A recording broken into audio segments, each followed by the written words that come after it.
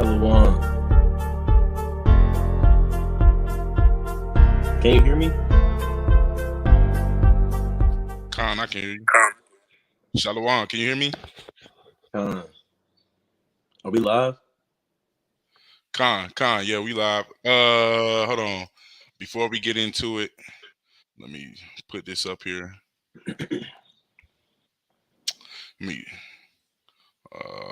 Let me see. Let me drag this over here real quick. Let me bag up some because this thing is all in my face. Oh Lord. Can you still see me? Con. Okay, Khan. Hey, we punctual with it. I seen a little seen the countdown timer going. I said, oh snap, let me set this up real quick. Yeah, I had went ahead and started it. But yeah, Shalom. So I guess we go ahead and get started then on time. Did you hit up Aviel? I ain't send the link. Let me hit him up. Text him real quick. I ain't send the link. It's cool if you didn't. I just was wondering, but we can go ahead and get started. You know what I'm saying? And if the other brothers get on, you know, Most High will, they'll get on. But first and foremost, want to give all praises, glory, and honor to the Most High God by the way of His Son, who's an instrument of salvation for the nation of Israel, right? And who sent His Son for the nation of Israel. We are the hopeful elect. And, you know, we live by, I would like to say, 2 Peter 1:10, making our calling and our election sure by doing all these little things, right, that's inside this Bible, pertaining to, in context, you know, the fruits of the Spirit, knowing that our feast of first fruits just passed. But getting into the video, I'm Brother Azrael. And I'm Brother Yeshaya.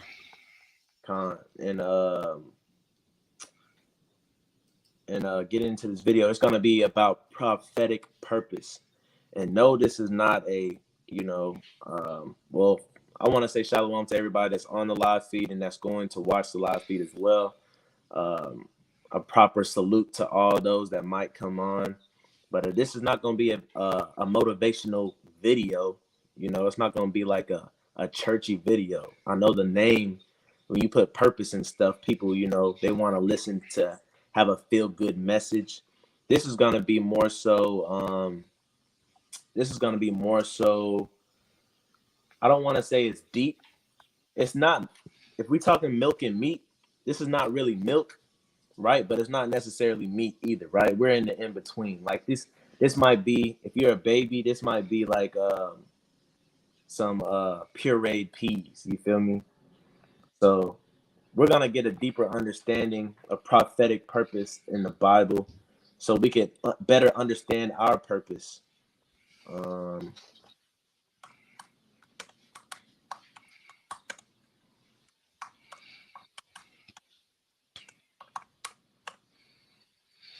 Let's see.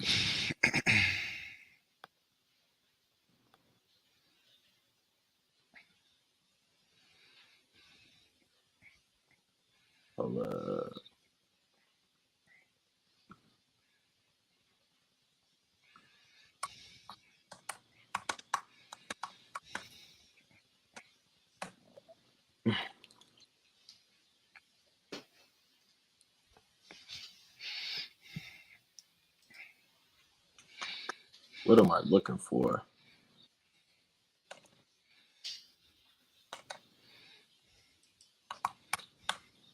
I want to start us out here.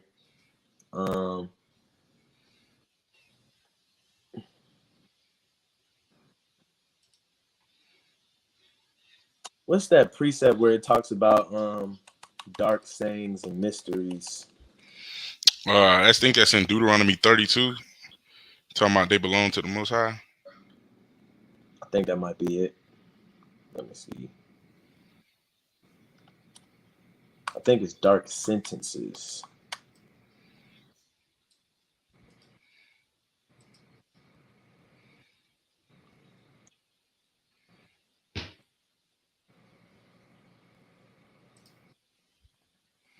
Con, give me 1 second. 1 second. I'm gonna jump off camera real quick. Give me 1 second. All right.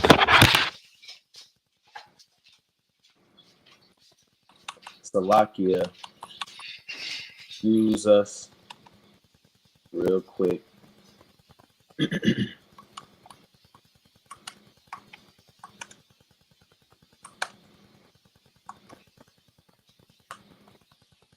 Gonna get started in a second.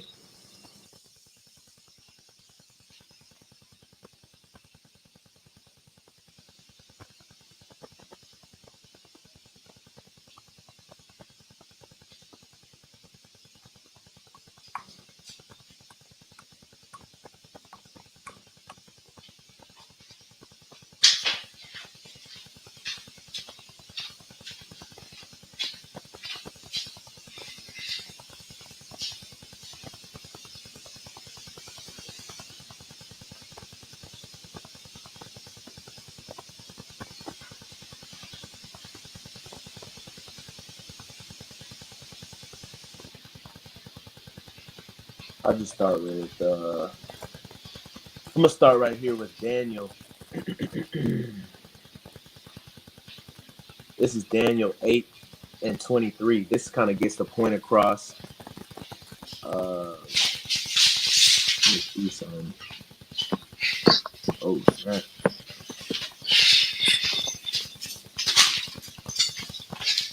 Yeshaya.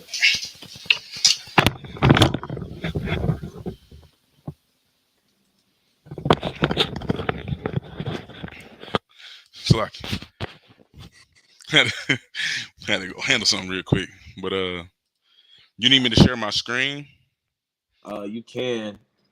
Con. Shalom to the brothers and sisters that's on the live watching, tuning in. Shalom, shalom. You can go to Daniel 8 and 23 real quick. We'll start off right there. All right. You said Daniel 8 and 23? Yeah. All right. Let me pull up the blue letter as well. All right, let me Daniel. I know he out here somewhere. Daniel 8, 23. Right. I can't really find the precept I was looking for, but we can, we can work with this one real quick just to get this thing rolling. Got you. Well, let me share screen. Share screen. Share system audio. Screen 2. Share. Got it. Right. Con. So this is Daniel 8 and 23. It says, in latter time of their kingdom, when the transgressors are come to the full, a king of fierce countenance and understanding dark sentences shall stand up. Right? Why did I go here? I went here just to show you that there's dark sentences that need to be understood. The Bible also talks about mysteries in the Bible that need to be understood as well. Right? There's allegories, there's parables, there's similes. The Bible tells us there's double to that which is, right? Let's prove all things.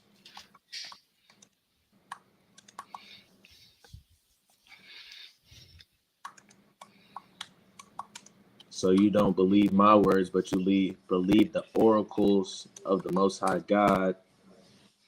We go to John 11. Hold up. Yeah, we go to Job 11 and 6. Job. Yeah, Job 11 and 6.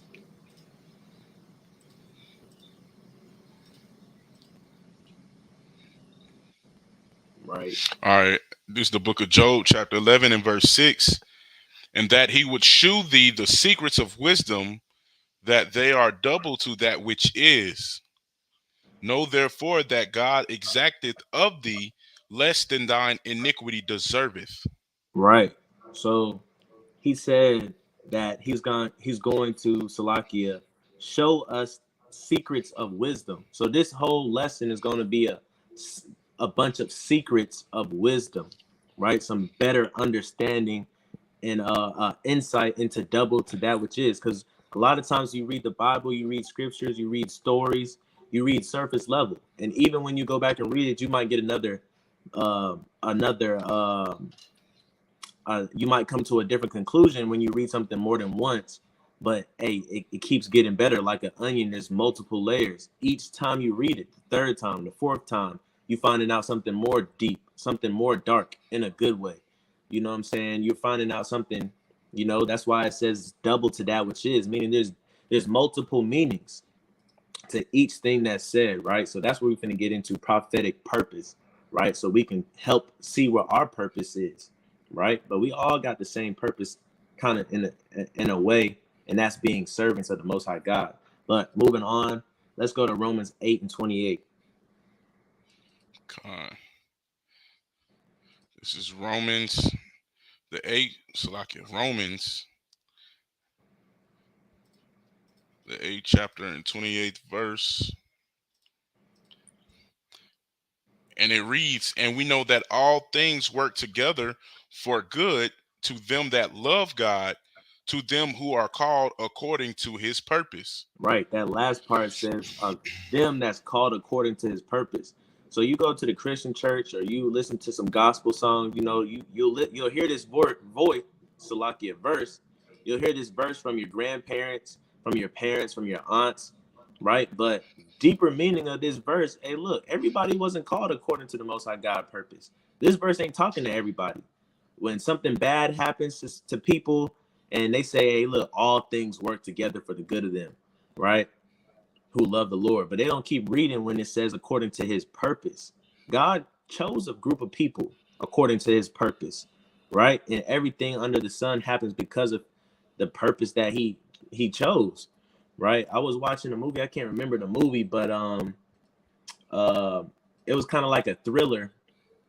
I think it was no. It was a series. It was a series on Netflix called Manifest, right? And pretty much it was a plane crashed or whatever, and the girl's mom always said all things, right?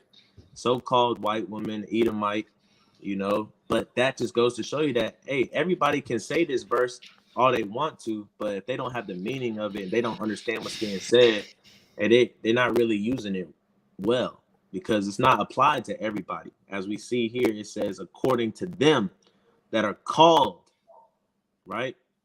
That are called. There's many of us are called now, right? Many of the Israelites are called, few are chosen. But if you're not even called, this verse is not for you. All right, so let's move along. Proverbs 20 and 24. All right. This is the book of Proverbs, chapter 20, and we're going to go to verse number 24. Right, and this is a staple in the hopeful elect, right? We say this all the time. This is a staple verse we always go to because, hey, everything is out of our control, right? Verse 24, man's goings are of the Lord. How can a man then understand his own way? Right? How can we understand our own way? So we're going to talk about purpose. So we're going to talk about our purpose. We got to understand that our purpose is God's purpose. We might think we know what we're doing, but at the end of the day, whatever happens is because the Most High God allowed it to happen, right? We don't make up our lives. We don't make up the decisions. We don't end up with situations and relationships that we have without the Most High God, right? He does that. So if you think your purpose is anything that's in your head, right, that's vanity and that's selfish, because our purpose is the Most High God purpose, right? And we're going to get into a lot of examples of people in the Bible, right, who are called and who had purpose, but their purpose is the Most High God's purpose. All right. So you had anything? Nah, I ain't got nothing right now. All right, let's go to Proverbs 16 and 9. Moving along, man. I got some precepts for y'all so we can get some wisdom on this Wisdom Wednesday. Most High will, we can keep Wisdom Wednesday going, consistent. God. Proverbs 16 and 9. A man's heart deviseth his way, but the Lord directed his steps. Right. So you can go to school all you want, get all the degrees you want. You can study all you want. You can watch YouTube and go to YouTube University on how to flip houses and real estate. You can do all those things and devise your own way. You can map out your life, 10-year plan, 5-year plan. But guess what?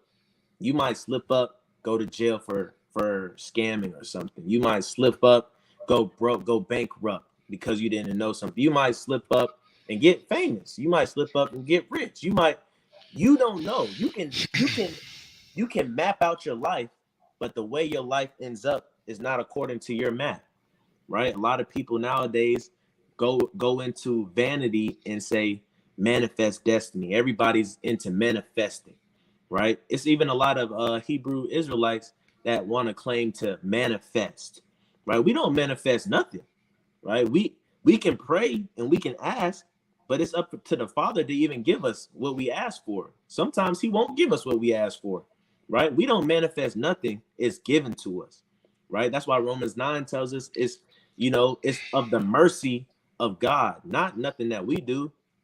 So all this manifest in the universe and you can will things to happen. No, you can't, right? We're living this life. We're supposed to be ambitious. We're supposed to how's the Bible say? We're supposed to enjoy laborious work. You know what I'm saying? But at the same time, hey, all of our success or our failures come from the Most High God. You could work your butt off like Issachar, the so-called Mexicans, right? Or who we call Issachar for those that don't subscribe to the 12 tribes chart. But the so-called Mexicans, you could work your butt off and, just barely be making it. So it's not about work ethic. It's not about mapping your life out. And your heart devises your way. Your heart, your mind tells you want a big house. Your mind tells you want a big family or whatever your preferences are. But guess what? The Lord directs your steps. I met a couple of Israelites that get fame when they come into the truth. For example, they might start a business and their business blow up, and then they get caught in doing some folly, and the whole nation of Israel, Israelite Twitter, Israelite Instagram is on them, right? And I'll go to them and be like, you taking this kind of hard. I understand that you're young, but the Most High God put you in this place of influence. You got to step up to the plate. And they'll respond to me and say, I never asked for it. The people on me, I didn't ask to be. Hey, who cares what you asked for? You don't direct your steps. The Most High God gave you that business and it flourished in the nation, right? So guess what? You got to be that influence. You got the spotlight on you, so you can't mess up. How's it go? How's it go, man? I always mess this phrase up. Too much is To whom much is given, much is required. Right. Much is given, much is required. You might have that business given to you, right? You might have that influence given to you, but guess what? A lot is required of you. You know what I'm saying? And you can't turn it down. Moses tried to turn it down.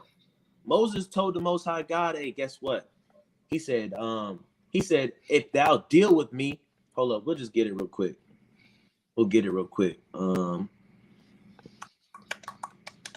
I can't remember. I know it's in Numbers 11.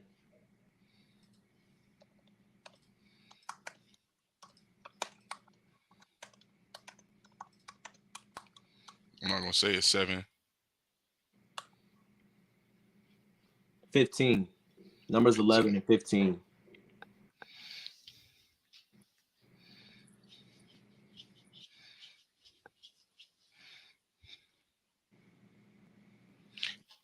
All right, I got it right here. Yeah, I'm looking right at it. But Numbers 11 and 15, and it says, "And if thou dost deal with me, kill me, I Right. pray thee, Right. out of hand, if I have found favor in thy sight, and let me not see my wretchedness." Right. So a lot of people, they want to give away that influence. They want to give away that favor that's bestowed upon them by the Most High God. They feel like they're not ready. They feel like they didn't want to be criticized. They didn't want people always looking. Even in the world, you'll have so-called celebrities and stars talk about how much they hate paparazzi or wish they was normal again or wish people didn't follow them. Hey, you don't get to choose. The Most High God puts you in different situations, right? Moses said, hey, if you deal with me, if you really love me, take my life because I can't do this. He wanted out, but the Most High God made it to where he could handle it, or made it to where he could bear it by giving him those 70 elders to help run the people, right? But moving along, let's go to Deuteronomy 24:19, right? This is an example of how man's goings are of the Lord. You might think that we'll let the Bible speak, all right? Deuteronomy 24:19. All right, this is Deuteronomy 24:19. When thou cuttest down thine harvest in thy field, and hast forgot a sheaf in the field, thou shalt not go get it again to fetch it. It shall be for the stranger, for the fatherless, and for the widow, that the Lord thy God may bless thee in all the work of thine hands. Right. So if we making this modern day English or modern terms, it says when thou cuttest down the harvest in thy field. What does that mean? When you go to the grocery store modern day, right? Or in the context where that's written, when you go to your garden, right? And has forgot a sheaf in the field. Modern day, that would be like you went to the grocery, you went to self-checkout, and you left one of your bags there. You left the frozen pizzas right there on the counter after you paid for it, right? Or in context, this would be a sheaf would be like if you have corn will have those like the little leaves that cover the corn, and when you shuck a corn, you're taking the sheaf off of that, right? And a lot of vegetation has sheaves, right? So you gather all the sheaves. So it says, as forgot a sheaf in the field. So you might have left some corn, you might have left something at the grocery store that you already paid for. The Bible commands you this. This is what the Lord said, the Most High God. This is a law, right? It says, thou shalt not go again to fetch it. So if you leave something at the grocery store, hey, don't go back. That's law. That's the Bible. That's Deuteronomy, the second law. Don't go back to buy it. Why don't you go back to buy it, though? It shall be for the stranger, for the fatherless, and for the widow. Hey, somebody else might need that more than you did. And like we read before, man's goings are of the Lord. How can a man understand his own way? You thought you forgot, but the Most High God made you forgot. The Most High God saw that person that needed it more than you, so that's why he made you forget. Everything's intertwined. Everything coexists together because it works together for not your purpose, but for God's purpose. So you might be mad that you left your groceries, right? I'm pretty sure back in the day, people was mad when they did all that work gathering all that harvest and they forgot a basket, right? That's supposed to be for my family. You'd probably be pissed. But guess what? The Most High God said, leave it. Somebody else needed more than you, right? It says that the Lord thy God may bless thee in all the works of thy hands. And when you leave it at the grocery store and you pray over it, say, hey, may the Most High, may you bless somebody with that, right? Or when you know what I'm saying? The Most High God's going to bless your hands for blessing somebody. Hey, the Most High God, you know what he just did right there? It's pretty deep. He just made you give alms without you even knowing you gave alms, right?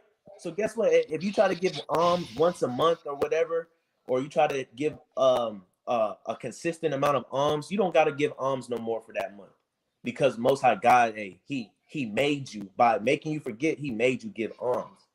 So the Most High God, he's a great man. He's the Most High. He got great works. Let's go to Romans 9:16. Con.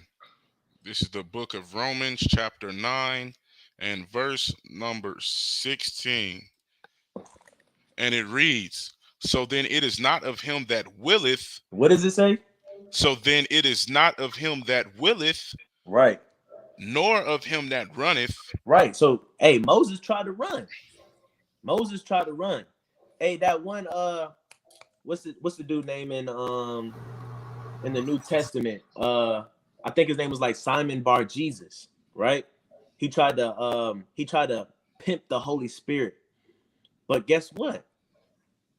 It's not of you that will. You can't will your way. You can't manifest your way. There's no free will. This is what the Bible says. Keep reading. For the scripture, but of God that sheweth mercy. Right. So it's not of your own free will that you manifest things into existence. It's not of you running away that something goes bad, right? It's because of God's mercy, right? God can bestow mercy on you like he did with Solomon. He said, I'll never take my mercy off of Solomon before Solomon was even born. He said, I'll never take my mercy off of your son, David. He'll reign in your stead, no matter if he goes wrong. If he does wrong, the Most High said, I'll chasten him. But the Most High also said, look, my mercy is not going to depart from him. Meaning what? He's always going to be in good standing with the Most High God. He's always going to have compassion. Just like if you were to have a child, you might be upset with what they do, but you're going to always have mercy on your child, right? Well, we know there's bad parents out there, or I won't say bad parents, but there's stern parents out there, right? But for the most part, you're going to always have mercy. Like the brother Yeshaya, he got two twins right now, right? You know, they can't really talk. They'll cry. You know, I'm pretty sure everybody gets annoyed with crying. You know what I'm saying? Especially new parents. But he got mercy for his kids. Even though it annoyed him, guess what? He going to get up and he going to hold them. He going to play with them. He going to feed them. That's mercy, right? And that's what the Most High God saying is he showed mercy. And that's the only reason why the things happen for us. That's the only reason why we get fed. We get that spiritual bottle of milk. We get spiritually burnt. We get spiritually clothes on our back, right? Because why? Not from our own will and because we manifested it to happen, or we went and got tarot card.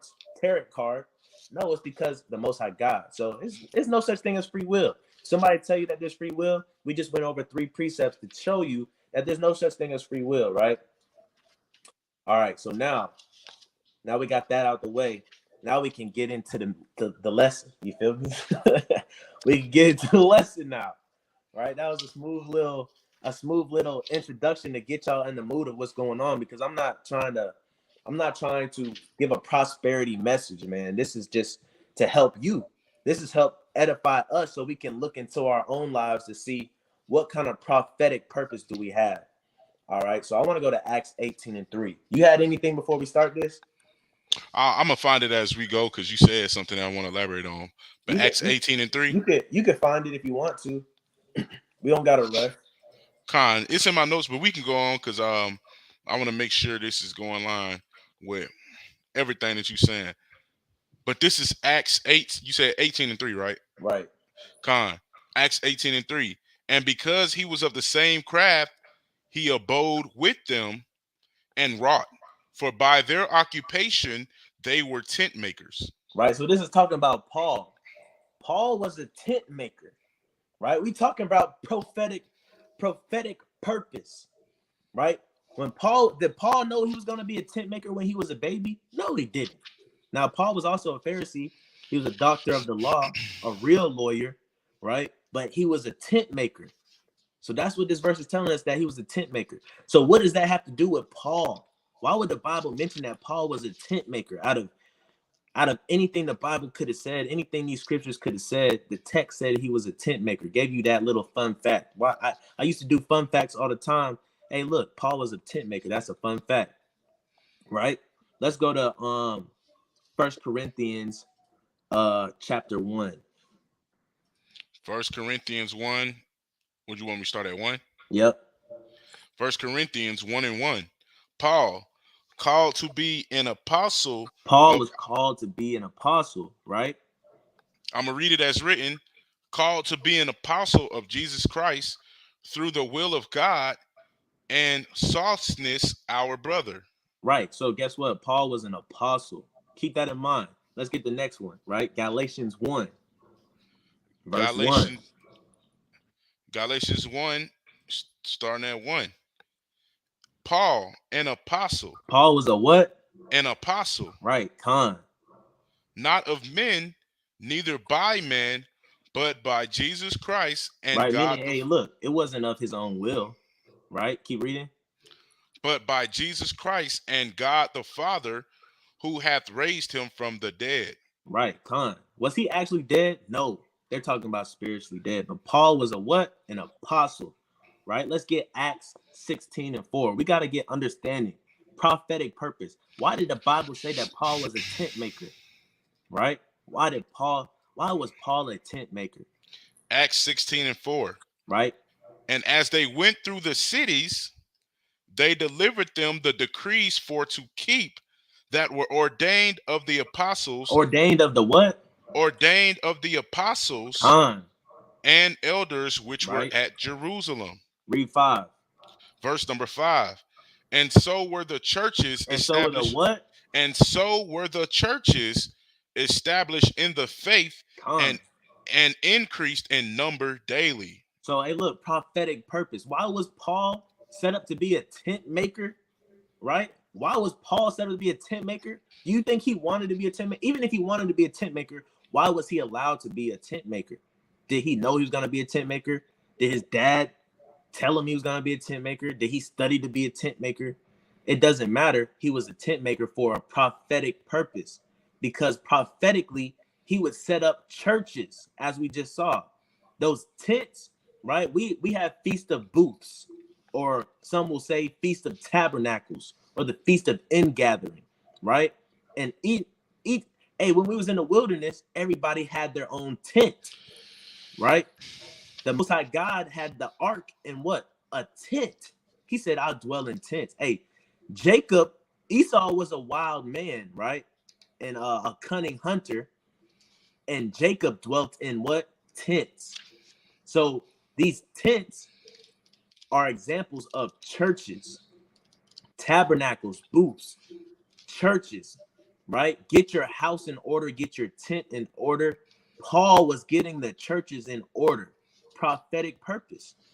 He was a tent maker, and spiritually he was a tent maker as well, because he set up these churches in Ephesus.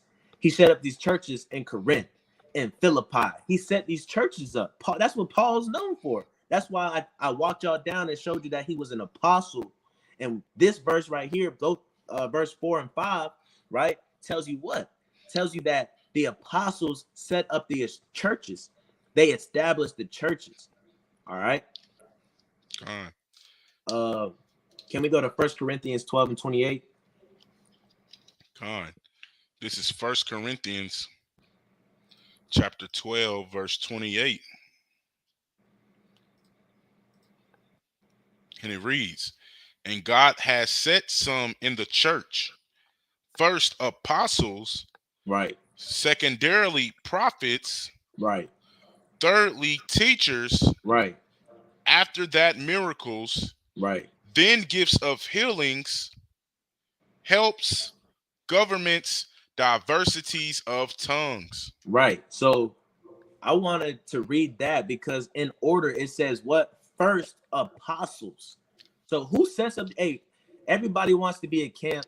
Everybody wants to be mighty and be a captain and a chief. And everybody wants to be a soldier. Everybody wants to be a bishop.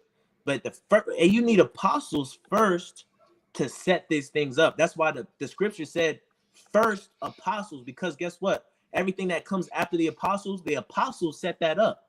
The apostles ordain those people. The apostles tell these people how to act in the church.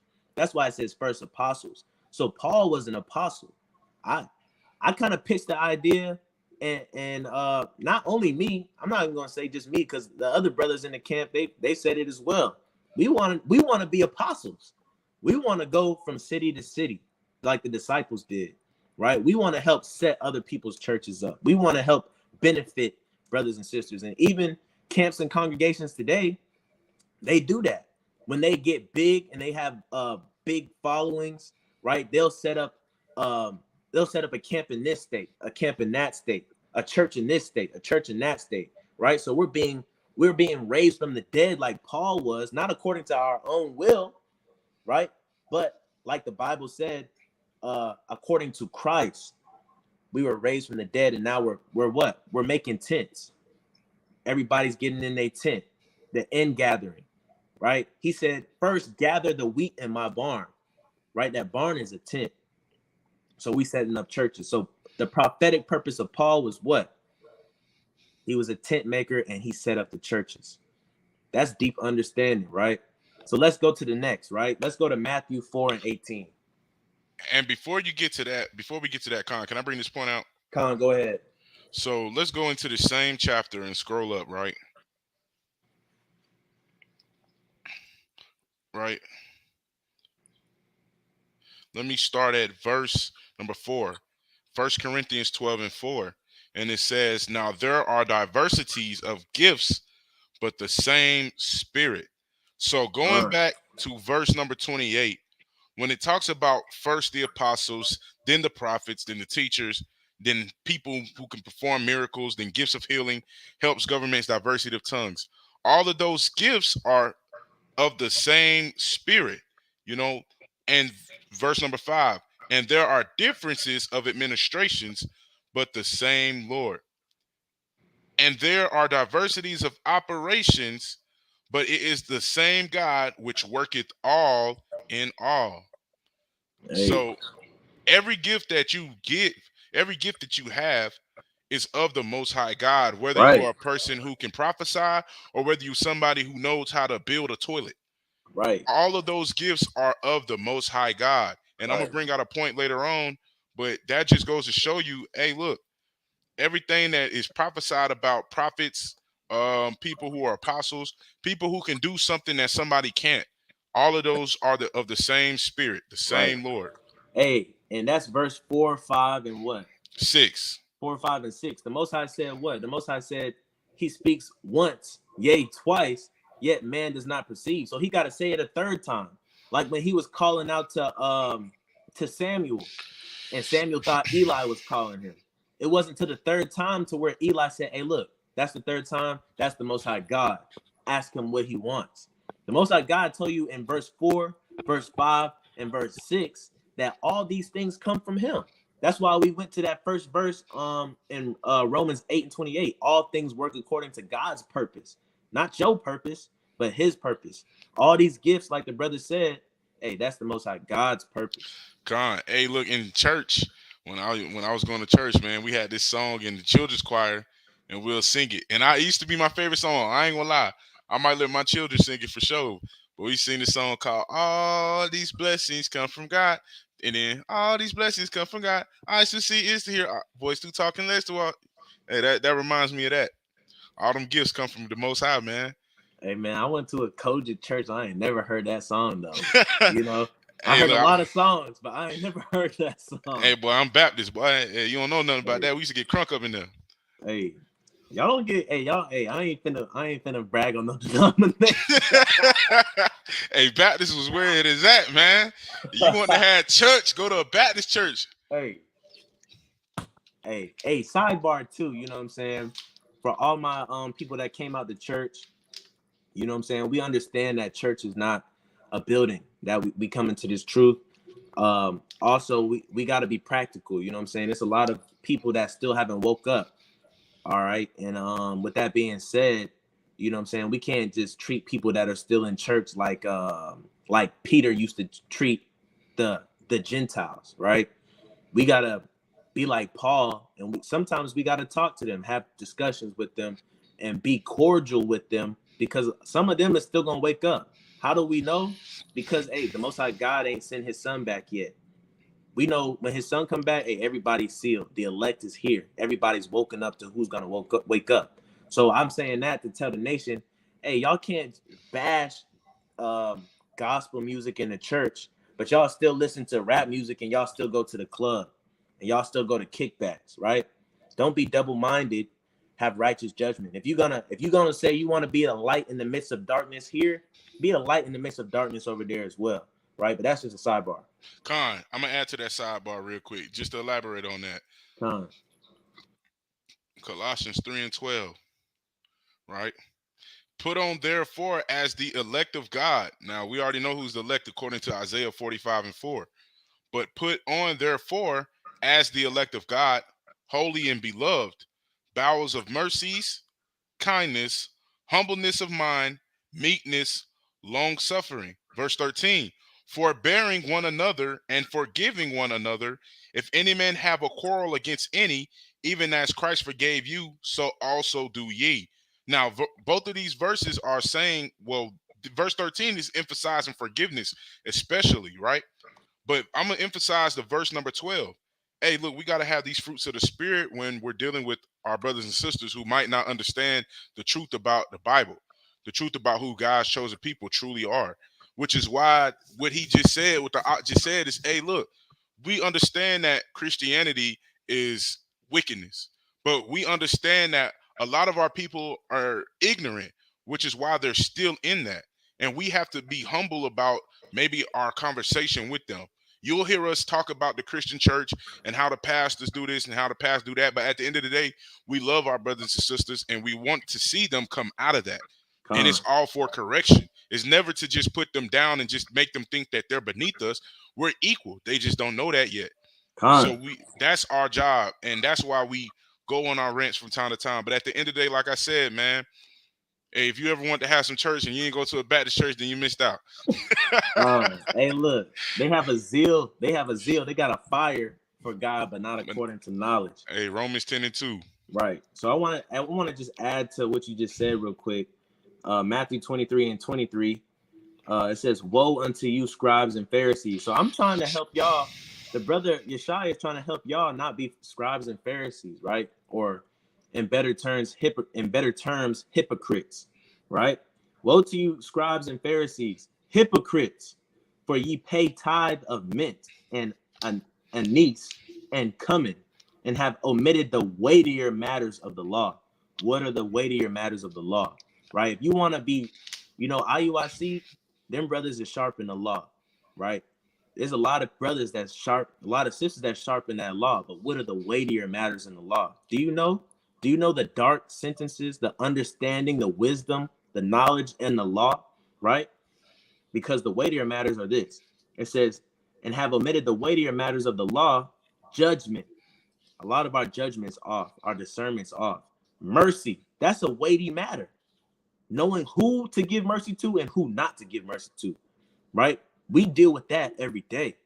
You know what I'm saying? That's a weight, that's heavy, right? That's why it's a weightier matter of the law. So once you give that mercy, hey, if you're living in days of old, right? If you're watching Game of Thrones, if you're watching any old English movie or something, and that king gives you mercy, right? That king gives you mercy. That's tough. That's heavy because you thought your life was over. You thought you was finna get judged. You thought you was finna get punished, right? But the weightier matters is mercy. So I wanted to emphasize that real quick. But getting back on topic, what did we just go over? We went over Paul being a tent maker, right? We went over Paul being a tent maker.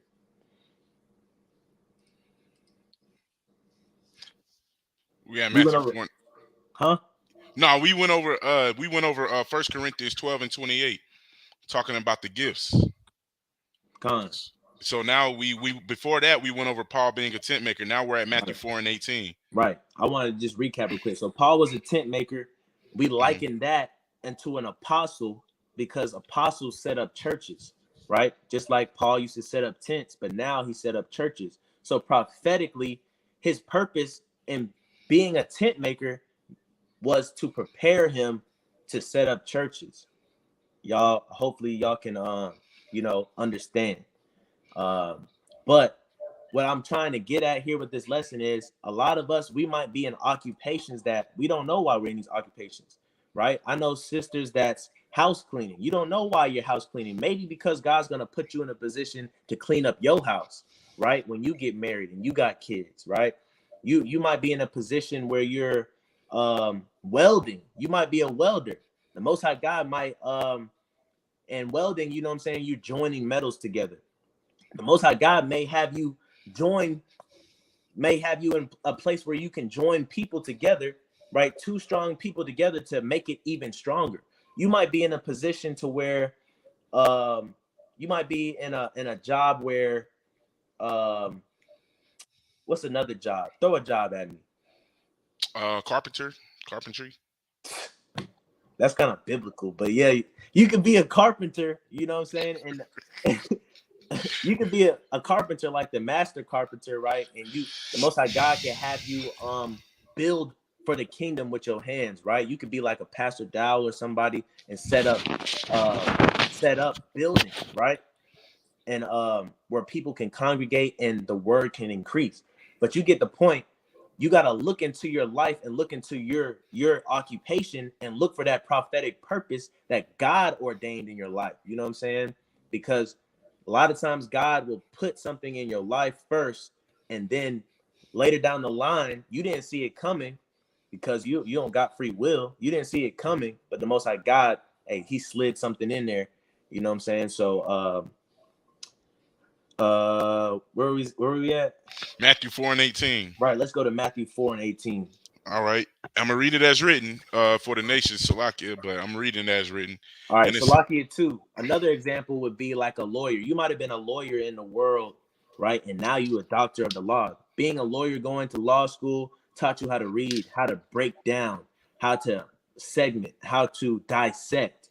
And now you do that with the Bible. You know what I'm saying? And now you're a doctor of the law. You help people understand. So, hey, look, there's prophetic purpose and where the Most High God has you in life.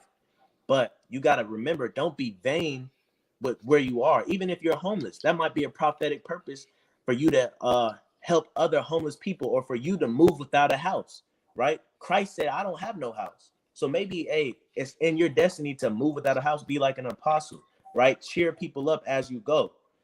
Paul said, I like the house of Stephanus because they refresh my spirit, right? So there's some brothers that just travel and they refresh brothers' spirits. But right, we can go into it. The brother said he's gonna read it as is. So for all those super brews out there, if you don't get on us for using English, please. We're trying to reach the lost sheep. right, yeah, we're gonna stick to the English, but it says, and Jesus, walking by the Sea of Galilee, saw two brethren, Simon called Peter, and Andrew his brother, casting a net into the sea, for they were fishers. For they were what? For they were fishers. All right. So hey, look, we had another profession, another occupation. Fishers. Fishing is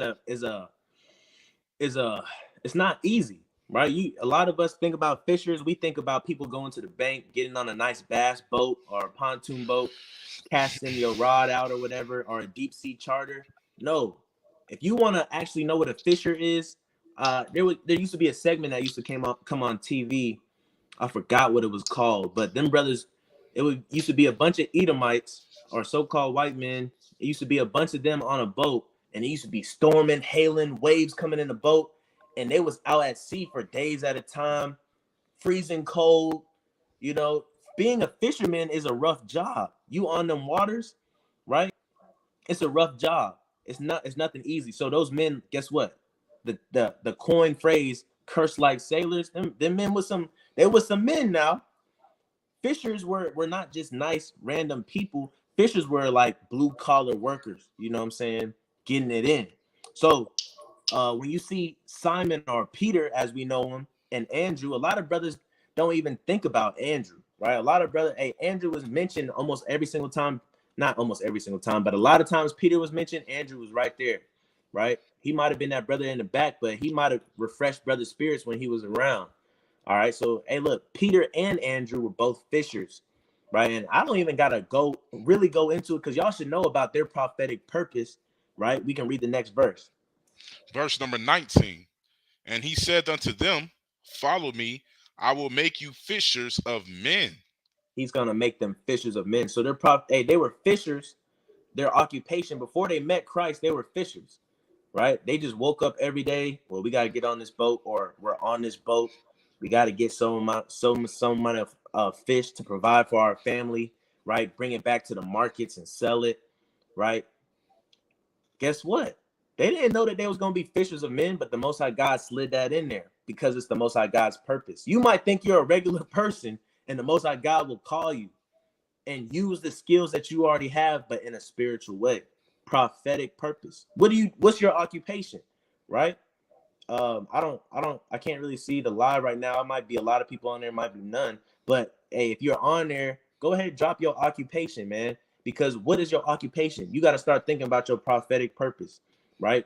And this is not no prosperity lesson, because sometimes your prophetic purpose is not something that you want. You know what I'm saying? You might be like Moses, and you don't want to be called that way. But the Most High God put you in these positions and these situations for a reason. Right. Read the next verse. Verse number 20. And they straightway left their nets and followed him. So they didn't even question the Most High God. Can you imagine just a random man, tax software consultant, right? Let's see, tax software consultant, right? You're a consultant. You reason in the synagogues, right? You might be that voice of reason. You might be that voice of persuasion to persuade the Jews and the Greeks, right? Like Christ was in the synagogues and persuaded the Jews and the Greeks every Sabbath day. You're a consultant, right? So guess what? You might be able to consult and consultate and give advice because who's that mighty counselor? Well, we know who the mighty counselor is, but who's the counselor I'm thinking about? Ahithophel, right? They said Ahithophel's words was like hold on. They said his counsel was like the counsel of God.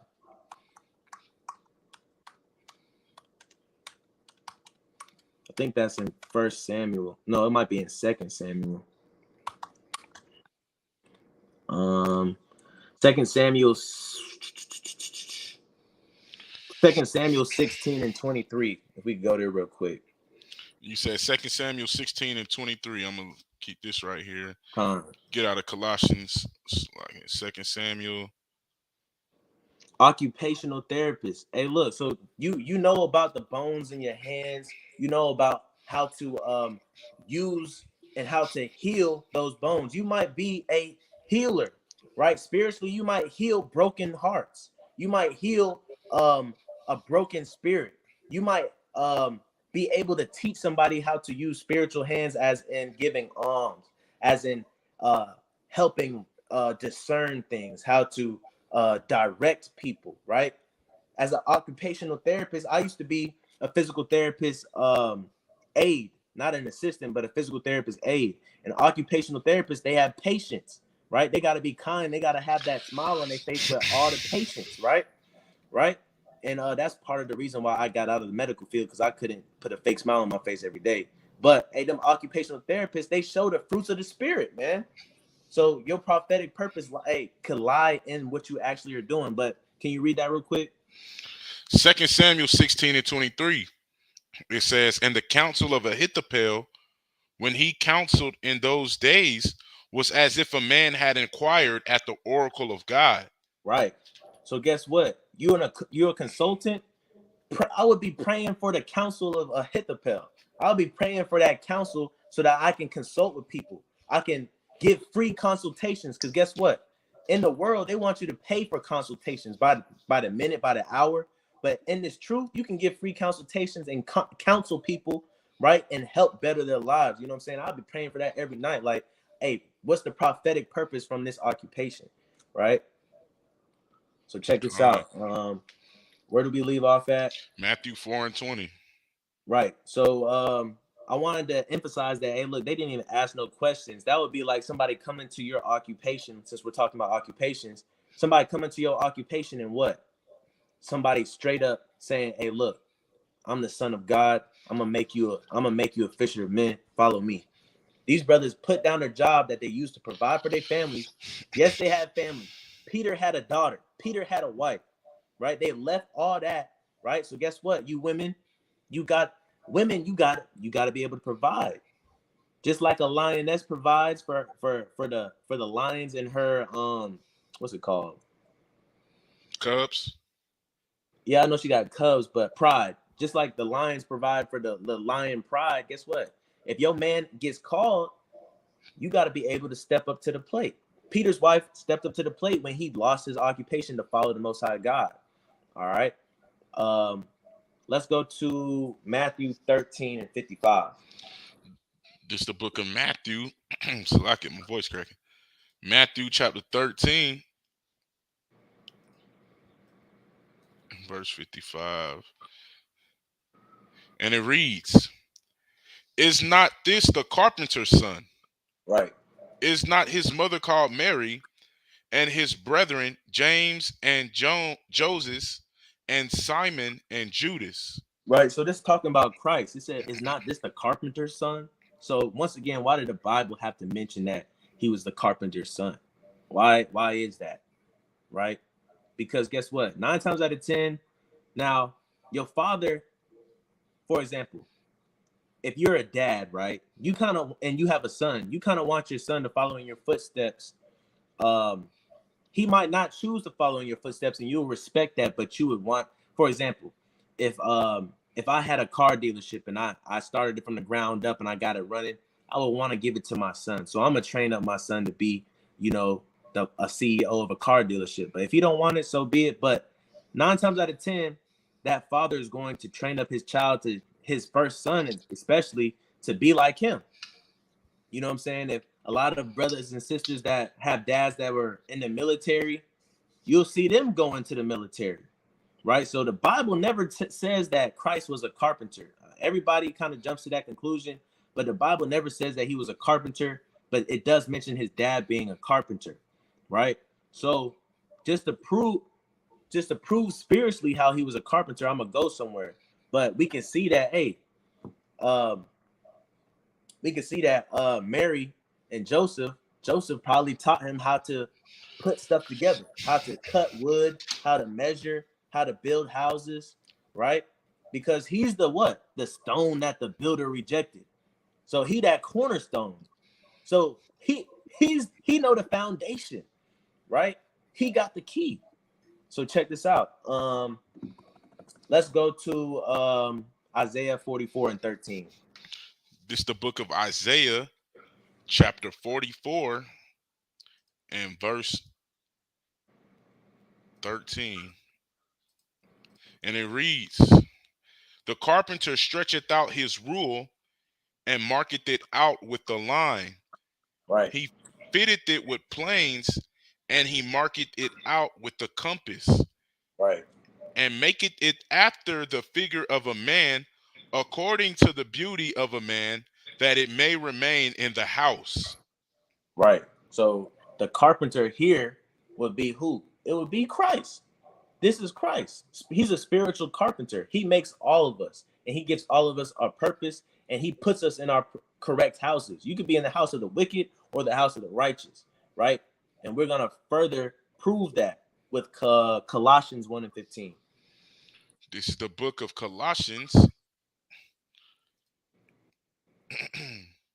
chapter 1, and verse number 15. "Who is the image of the invisible God, the firstborn of every creature? This is talking about Christ. For by him were all things created, that are in heaven and that are in earth, visible and invisible." Right. So he was the first creature or creation. That's what a creature is a creation. He was the first creation to ever be, right? So guess what? The Most High God gave his power to his son to create everything. As a carpenter, he created everything. He built everything. Everything that you see today, he built it. To the trees, to these buildings, to your car. You might think men built it, but no, the Most High God's son, Christ, he built that, because he built everything visible and invisible. The wind, guess what? Gravity, guess what? That was all built by the master carpenter. So prophetic purpose. It was a reason why he was born unto a carpenter, because he's a master carpenter, right? A lot of us, we surpass our teachers. A lot of us, we surpass our parents, right? Your dad might have 6 figures and you might grow up to have 8 figures, but you wouldn't have that 8 figures if your dad didn't have 6 figures, right? So he was born to that carpenter to be a master carpenter. That's prophetic purpose. All right, so let's go to 1 Samuel 17:34.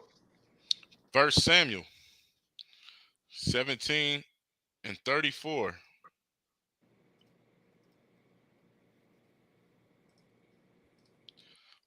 And it reads, "And David said unto Saul, Thy servant kept his father's sheep, and there Right? came He, a he lion. what? What did David Thy, say? thy servant kept his father's sheep, Con. and there." So guess what? Who keeps sheep? A shepherd keeps sheep. So he's saying thy servant was a shepherd, right? Keep reading. Oh, Salakia. We can read Mark 6:3. Ah. Hey, look, charge it to, you know what I'm saying? Me slipping up, not my heart. All right. Mark 6:3. It does say that he's a carpenter. Is not this the carpenter, the son of Mary, the brother of James and Joseph, and See of that? Judah? So check this out. There's the Gospels, Matthew, Mark, Luke, and John. They all tell it their own way. One said the son of the carpenter. One said the carpenter. Why? We just walk down that. A lot of times your father's going to train you up to be what he is. So here is confirmation that he was the master carpenter. He was a carpenter, right? So Salakia. Right. Going back to uh 1 Samuel 17 and 34. Con.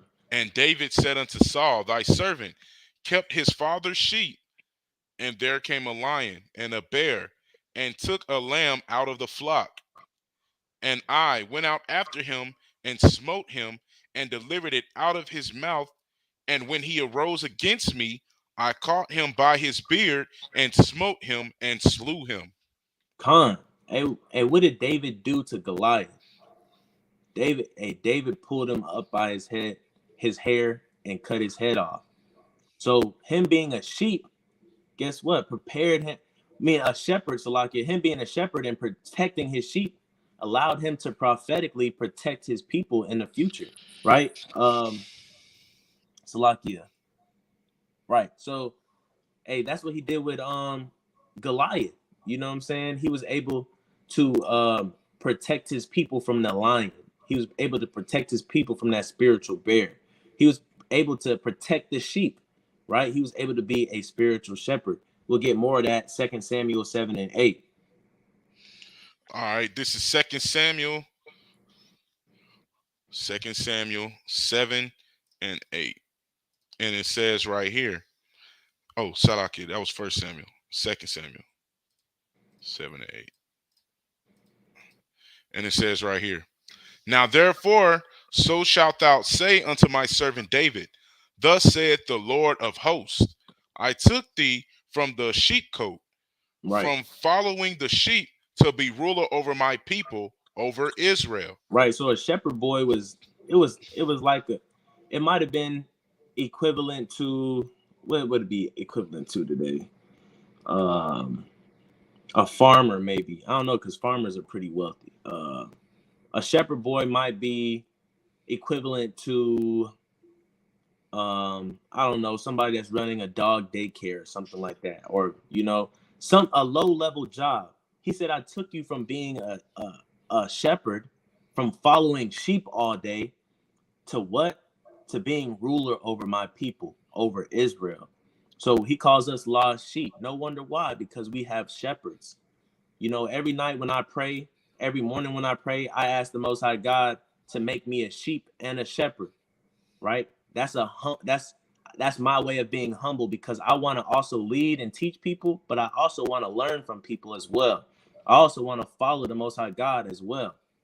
So I ask for him to make me a sheep and a shepherd, right? But here we see prophetic purpose in David's life. He was a shepherd, ruling over sheep, following sheep, protecting sheep. And now he's what? He's a ruler over people, not just any people, but God's people, Israel, right? Protecting who? Israel. All those, he killed his tens of thousands, right? You had anything? Khan. Let me see. I'm trying to find this.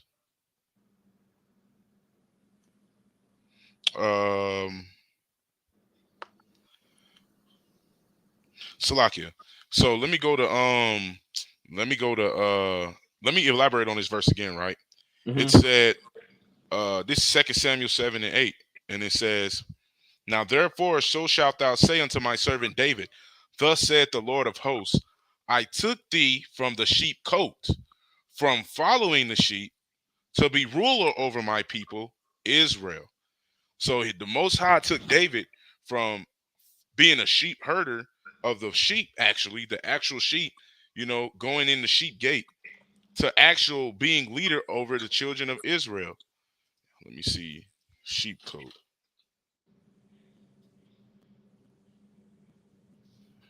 Sheepcoat.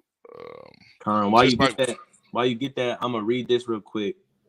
This is Luke 1:52.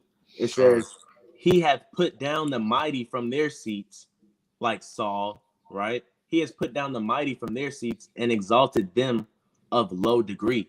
A lot of these jobs that he's pulling people from are of low degree. Fishers was a low degree job. Carpenters are a trade job. It's a low degree job. Shepherds were a low degree job, right? He'll use people of a low degree even now. He'll use people from McDonald's. He'll use people from Walmart. He'll use people that sell drugs. He'll use these people from a low degree and bring them up to a high degree and take those people in a high degree down to a low degree, right? Spiritually and physically. Con. So just like we brought out when we was did the lesson over second Ezra 6 and 7, um, we brought up a picture of a sheepfold. Sheepcoat is basically the same thing, a pen for sheep. That's why I went to the pictures first, just to show, you know what I'm saying, where the Lord brought David from. Something like the sheepfold that has that Right. one door, like we read about in John 10:1. You know, he that entereth in another way is the same as a thief and a robber, right? Right. But And Khan Salakia too, the Bible got a flow, right? So if he started from David and David was a sheep, I mean a shepherd boy from with a sheep coat, and he said that a ruler was gonna come from David, he had to the Most High God had to keep the same storyline throughout the whole Bible. right, So guess what? The shepherd is gonna be a shepherd, right? right. So this is why I'm glad that you even said that to begin with, right? Let's go back to the book of Exodus, chapter 3, and verse number 1. And it said, "Now Moses kept the flock of Jethro, his father-in-law, the priest of Midian, and he led the flock to the backside of the desert and came to the mountain of God, even Horeb." Right? So Moses was a shepherd before he became a leader over the children of Israel. Khan, Because Khan, reading this whole chapter, this is basically going into how Moses was called, right? And Khan. it's going into right here, verse number 2. "And the angel of the Lord appeared unto him in a flame of fire out of the midst of the bush. And he looked, and behold, the bush burned with fire, and the bush was not consumed." Right? You had something to say? Nah, that was a good example though. Oh yeah, Khan, right? So basically, he said, and the Lord said, "I have surely seen the affliction of my people which are in Egypt, and have heard their cry by reason of their taskmasters, for I know their sorrows. And I am come down to deliver them out of the hand of the Egyptians, and to bring them up out of the land unto a good land, and a large, unto a land that flowing with milk and honey, unto the place of the Canaanites, the Hittites, and the Amorites, and the Perizzites, and the Hivites, and the Jebusites." Right? So Khan, this is the Lord calling to Moses, right? And it said, "Come now, therefore, I will send thee unto Pharaoh, that thou mayest bring forth my people, the children of Israel, out of Egypt."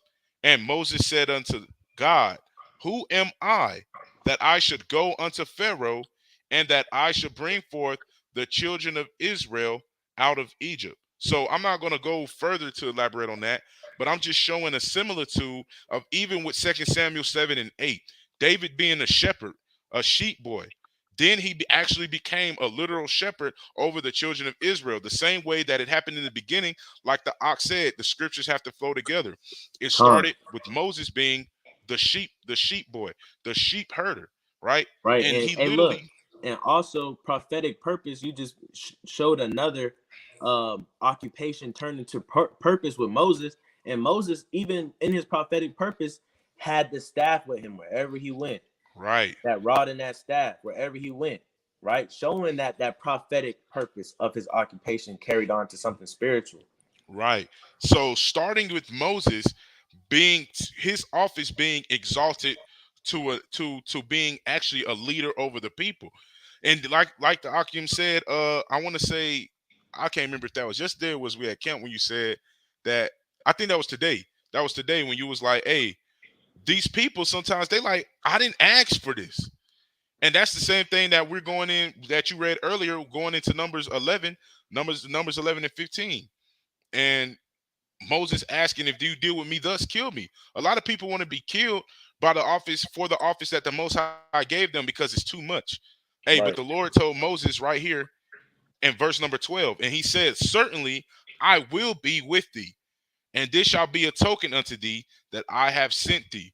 Uh, So so the Lord is with us. But and that reminds me Slakia. of also of Esther, because Esther was scared. She had got put in that position of a queen, and she got scared when Mordecai came to her and was like, hey, you got to do this for the nation. You got to go to the king. And she was scared that the king might kill her, or that she might be banished or whatever. But Mordecai had to, give her strength by encouraging her. Hey, look, the Most High God's on your side. He put you here for a reason. And that she went ahead and do it. She did it after her 3-day fast. You know what I'm saying? So that was prophetic purpose as well. It's all throughout the Bible, man. All throughout the Bible. You can find somebody and come with them through their transition into a spiritual life from their carnal life, right?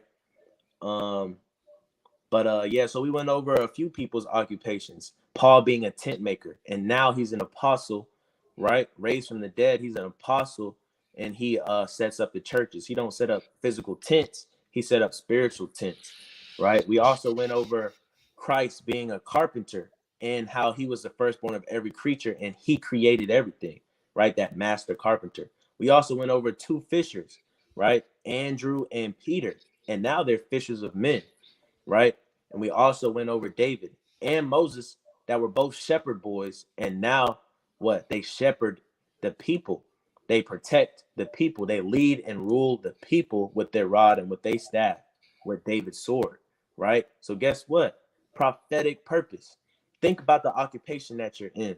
Think about uh, what the Most High God wants out of your life, right? But we're just gonna go to Ecclesiastes real quick, um, just to get something, because I just want to emphasize that no way, shape, and form should any vanity be in this, right?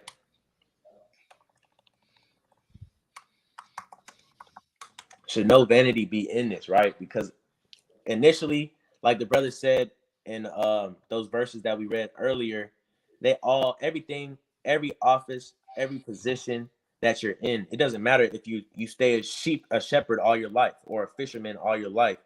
Everything is given by that one spirit because he ordains everything, right? So we can go to Ecclesiastes 12 and 13. Right. And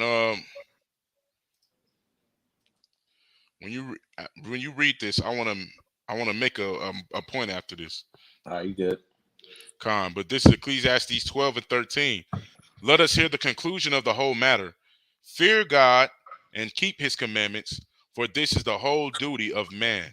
Right. So I'm not telling you to bug yourself out and lay a heavy burden on you and be thinking every night, what's my prophetic purpose? I know God has a purpose for me. Am I supposed to be rich? Am I supposed to do this? Am I supposed to help this way? No. The Most High God's going to direct your steps, as we read. You can plan out things you want, all you want, but the Most High God directs your steps, right? But all of our purpose is the same. It's to fear God, keep his commandments, right? Right. And as long as you're doing that, wherever you end up will be the purpose of God. And that's your purpose. Your purpose is not your own, but your purpose is the purpose of God, right? What was you saying? Con. And just elaborating on the office thing again, real quick. Um, because you like the Ox said, man. Ecclesiastes 12 and 13 is the most important thing when it comes to doing work, right?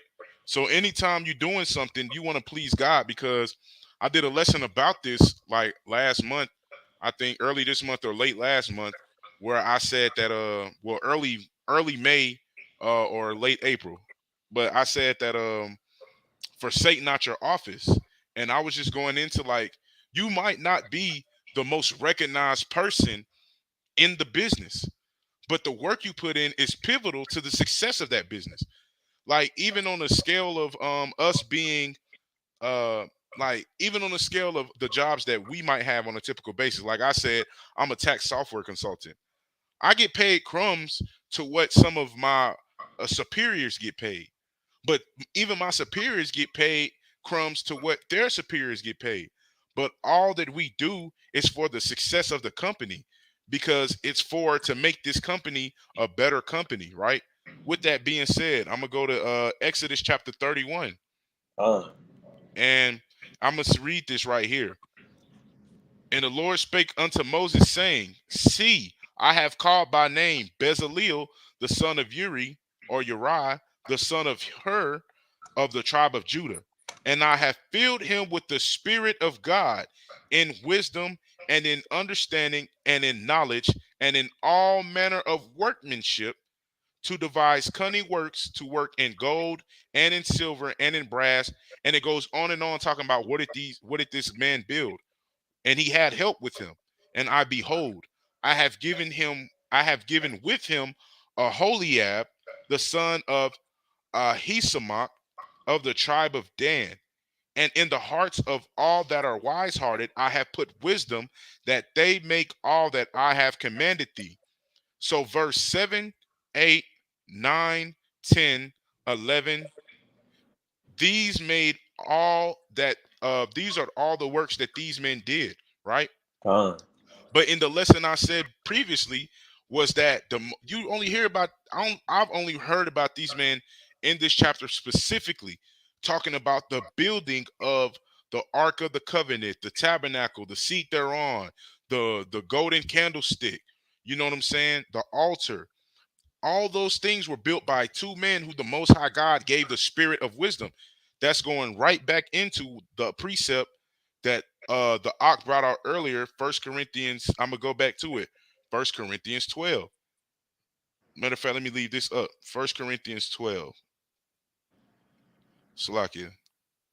First Corinthians 12 and 28. 28. It don't matter, hell. Salakia. But First Corinthians 12 and 28, right? And God had sent some in the church, first apostles, secondarily prophets, thirdly teachers, after that miracles, then the gifts of healings, helps, governments, diversities of tongues, right? Right. Are Con. all prophets, are all apostles, are all teachers, are all workers of miracles, right? So the question is everybody doing the same thing? No, right? The answer is in verse right here, verse number 4, 5, and 6. Now there are diversities of gifts, but the same Spirit. And there are diversities of administrations, but the same Lord. And there are diversities of operations, but it is the same God which worketh all in all. So if we keep that in mind, like the Ox said in Ecclesiastes 12 and 13, which was a mighty scripture to bring out to sum it all up. If you fear God and keep the commandments, which is the whole duty of man, the office that you will have is still an office ordained by the Most High God, and you will be filled with His Spirit if you not forsake it. So just remember that the next time you might think about oh, the Ark of the Covenant, oh, the golden candlestick, oh, the tabernacle, the altar, you know, the robes that dwelled in the temple, the tabernacle. You know what I'm saying? When you think about that stuff, think about the people who built it, who made that, who the Most High put His Spirit on to make those things. Con. Hey, go to Numbers 14 and 7 real quick to add to your point. Numbers 14 and 7. And it says, and they spake unto all the company of the children of Israel, Unto all the what? unto all the company of the children of Israel. Right. So the brother said he made the analogy of his job being a company and that there's a hierarchy, but everybody's equally important. Just like with a body, you know, the New Testament talks about the body and how the eye and the finger and the arm and the leg and the ear, everything works together, right? But it calls us a company. The children of Israel is a company, right? Because why? We're a collective group of people with many talents, right? With some more important than others, but we all work together to make this company work, right? And this company is the church of the Most High God. Dang. Right?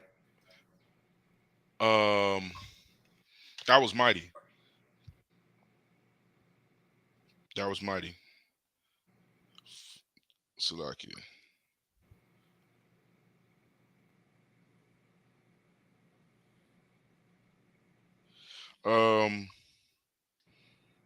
Let me Dang, read dang. Salakia. I didn't know you was that tech savvy, bro. You got the little. Is that's sliding across the screen? Yeah, Khan at the bottom. Yeah, that's fine. Hey, look, I just was playing around with it, man, and found it. I'll be looking at like SOT. They be having it on their thing sometimes, and I'll be like, how did they do that? And then yesterday, I don't know if you see me playing with it yesterday when we was on live, but I found it. I was like, oh, this is how you do that. So I just added the information, Uh-huh. you know. But shout out to all the other brothers for giving me the I wouldn't say the motivation to play with this technology like this. But 1 Corinthians 12:12, for as the body is one and hath many members, and all the members of that one body, being many, are one body, so also is Christ. So, hey, look, we're all one body in the Most High. Different prophetic offices, different professions in this prophetic truth. But like the ox said, hey, look, you got to take your office with gladness. Right. You might be a woman. That's why it says bond or free, man or woman. We're all one in Christ. Because you might be a woman. Your office is different from a man, but it's still important. And his office is still important. Right. And coupled with your prophetic purpose, right, we get things done. We'll be the top business, the top Right. company in the world. Right. But that's all I got, man. So you had anything else? Con, hey, Ecclesiastes 12:13. That's all I got, though. Whole duty of man. But hey, with that, we're gonna say Shalom, giving all honor and glory to the Most High God by the way of His Son, who's an instrument of salvation for the nation. This the hopeful elect, Wisdom Wednesday. Hey, first of many, Most High will. Shalom. Most High willing. Shalom.